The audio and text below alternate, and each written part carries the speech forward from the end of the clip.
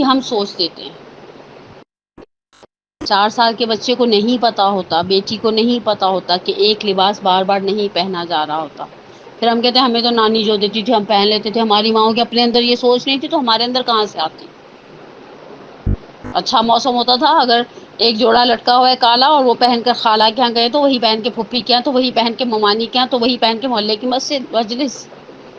اس دوران دھل بھی جاتا تھا. لیکن آج کی ماں کہتی ہے بیٹا یہ آپ نے وہاں پہنا تھا اب یہ نہیں پہننا. وہاں وہ ساری آنٹیاں آئیں گی. یعنی میں اپنی بچی کو 4 سال کی یہ سوچ دوں، میرے پاس کوئی 4 سال کا بچہ نہیں، من باب مثال کہہ رہی ہوں کہ بیٹا آپ نے ڈریس رپیٹ نہیں کرنا. اگر کالا بالکل پلین بلیک ہوتا تو پھر تو رپیٹ کرو نہ کرو کیا فرق پڑتا ہے، سواء علیہم والی منزل پر ہوتے ہم بھی. اور بھی بہت کچھ ہے کہنے کو.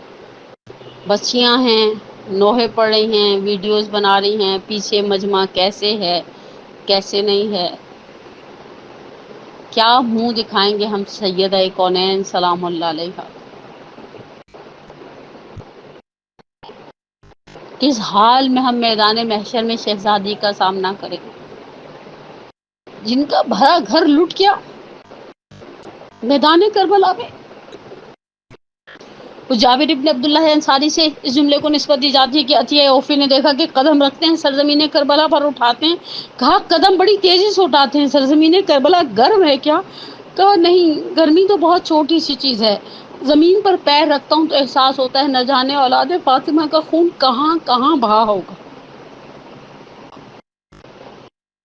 وہ بیویاں ہمارا عقیدہ ہے، ہماری عقیدت ہے اہل بیت سے.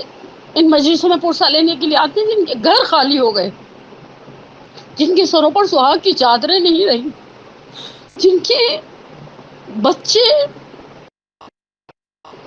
دین پر قربان ہو گئے. بقول شاعر سورما فتنہ باطل کو دبا دیتے ہیں، خون دہکے ہوئے ذروں کو پلا دیتے ہیں، اپنی گودوں کے چراغوں کو بجھا دیتے ہیں، اپنے چاندوں کو اندھیرے میں سلا دیتے ہیں. مثل شبیر جو پیغام عمل دیتے ہیں ایسے ہی لوگ زمانے کو بدل دیتے ہیں.